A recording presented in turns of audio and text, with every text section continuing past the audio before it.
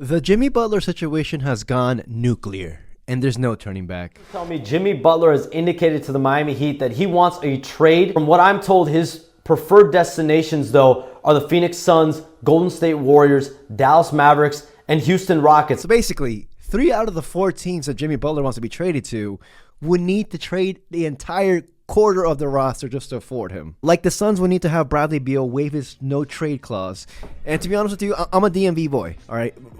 Bradley Beal is very, very picky, dude. Like, I know this, you should see his Starbucks order. But like when he was with the Wizards and he wanted to be traded, he narrowed his list down to the Suns and Suns only. Okay, so he willed his way to the Suns. So have fun.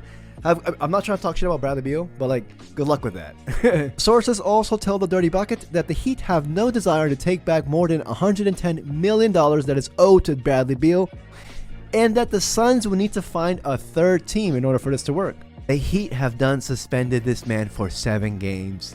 They are charging him 1 condo for each game that he misses. Apparently the total is going to be around $2 million that he's going to owe them for all the fines. This is done for. The relationship is done with. Jimmy's already here fornicating with some baddies in freaking Texas right now. So, this is over with.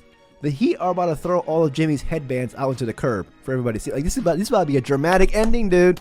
Love is blind. There we go. Jimmy Butler has indicated to the Miami Heat that he wants a trade out of Miami, and he's open to playing anywhere in the league. So you would come play with the Wizards then? Hell no, to the no. Be careful what you wish for, because you are messing with Tony Montana right now, okay? That is not gel that keeps this man's hair straight and aligned. That is spite. I mean, he's a legend and I respect him for everything, you know what I mean? But don't fuck with him, because he will ship your ass to Honduras. Like, this is not something new for Riley. I mean, he's never been afraid to let any star or player just walk away from him. He let Tim Hardaway walk away, Alonzo Mourning. Dwayne Wade, the Flash, walked away. He traded Shaq, Sean Marion, others. Like, he's going to do what's best for the team, okay? And with all due respect, paying an aging, and I don't want to disrespect Jimmy like that, but like, paying an aging star player, salary cap wise, is not going to work going forward. My understanding is this is at a point of no return, and this is a situation between 2 alphas in Pat Riley and Jimmy Butler.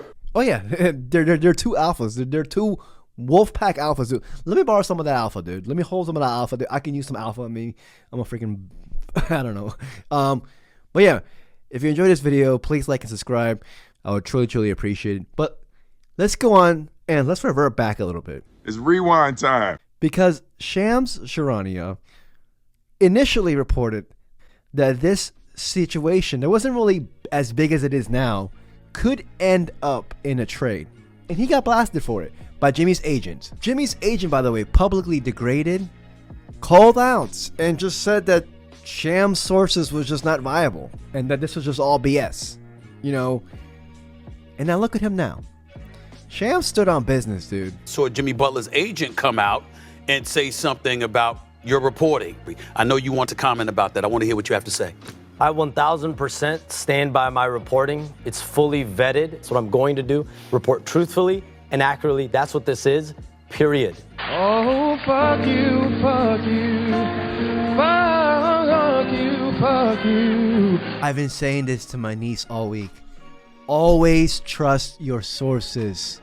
Always, dude. Always. And I'm not trying to sit here and just defend Shams because he freaking looks like me with a higher credit score. But freaking, if you believe something, then stand by it. And Shams did. He trusted those sources. And I'm pretty sure Shams' relationship with that source only grew after this fiasco. Shams going to stand by. That's an honorable man right there. Shams is an honorable man right now, dude. Dude, somebody actually told me that I look like freaking Scam Charania, and I was just like, what the heck, dude? Anyways. I want to see me get my joy back from playing basketball. And wherever that may be, we'll find out here pretty soon. Can you get your joy back here on the court? Probably not. Yeah, and this is kind of sad, honestly. And just to see how it is now to her where it was just years ago, a couple years ago, I mean, Jimmy Butler led the Heat to the finals in 2020 and 2023. Not only led them, he willed his team to the finals. I mean, what Jimmy did, those runs that he had with the Heat, they're going to be runs that people remember for the rest of their lives, honestly. I would put it down as legendary runs. I'll use the L word, especially the 2021, both of them. The Heat never really had like star players. I mean, no disrespect to Bam Adebayo, he's an all-star in his own regard, but Jimmy Butler was clear and cut the best player on his team on both ends of the floor. He affirmed a mentality that the Heat already had, which was they're all hard-working individuals. He came in here, acclimated, and in my opinion, pushed that agenda, that mentality. And, you saw what all the youngins that the Heat got, all the players that they got undrafted, first-round picks, second-round picks, they created a culture that is not just supremely respectful, but that other teams and other organizations should look up to and admire. And that's commendable. What Jimmy did, you have to give him his props, man. Whether you like him or not, and whether his previous stints with the Timberwolves, with the Bulls, with the 76ers, they all ended murky. But what Jimmy did with the Heat was very commendable. But things just had to end murky like this. The Heat essentially made implications to people around Jimmy Butler, to his camp, that they felt he wasn't playing his hardest. And what we saw transpire last night in the postgame was essentially his reaction to that. What a lot of people don't really know is that his lackluster play from the past 2 games, after sitting out 5 games because of an illness, are probably on the list of reasons why he probably got suspended. Butler, who arrived at training camp this season with a declaration of, quote-unquote, his own words, no shenanigans, had scored only 18 points combined in the past 2 games after sitting out the previous 5, but like I said, because of an illness. Shams Charania said that on December 10th, the Heat were listening to offers to Butler, and then on Christmas Day, Butler preferred a trade out of Miami.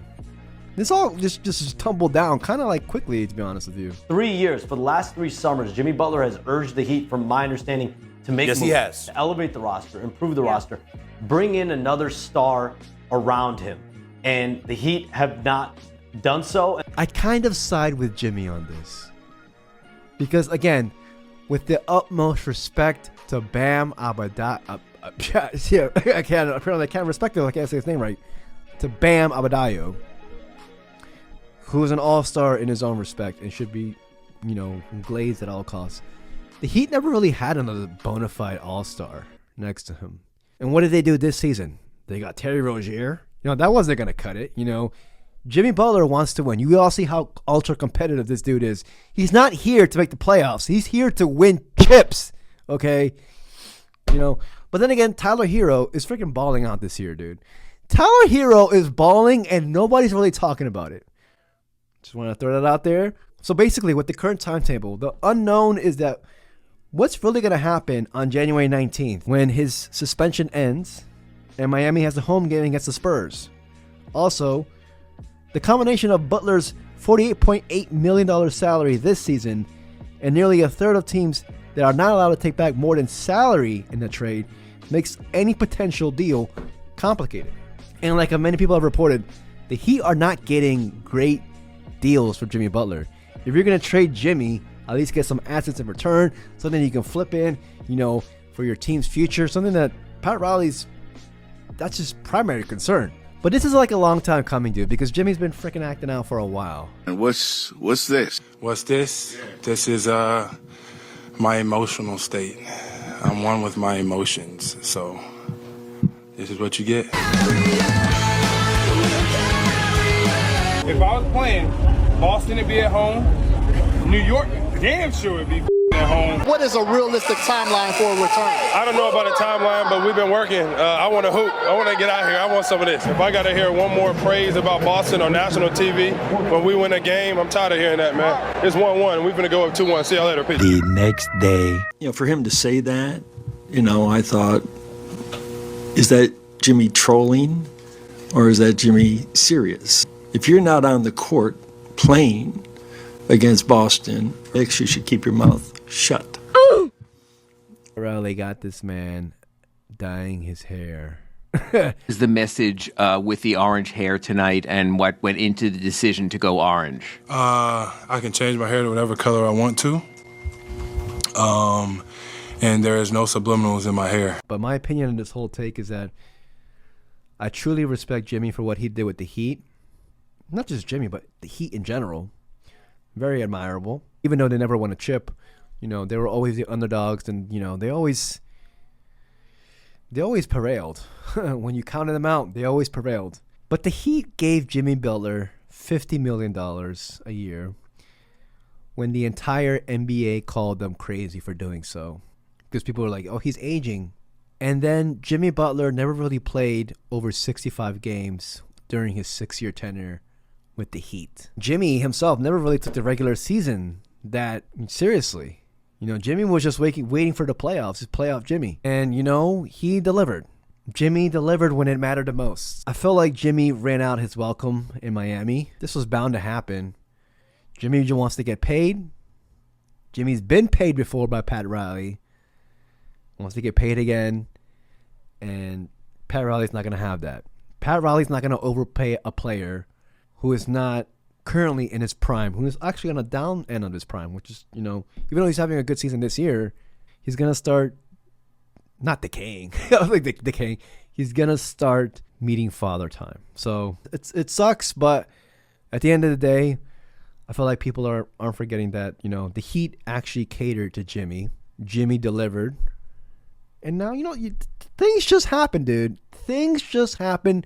People break up. It happens all the time, dude. Gotta wish them well. Delete the nudes and, you know, just move forward. But yeah, man, the one team I'm thinking about is just like Jimmy on the Rockets. Jimmy on the Rockets would be nice, dude. The Rockets have a nice young squad full of nice, talented players. Add in an alpha dog like Jimmy in that locker room. Jimmy can take them to the next level. Like this year. And he can instill that mentality on these players that could use a little bit of butt whipping, like freaking, you know, Jalen Green, Cat Whitmore.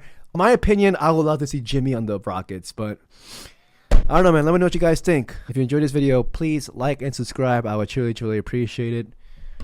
Peace, y'all.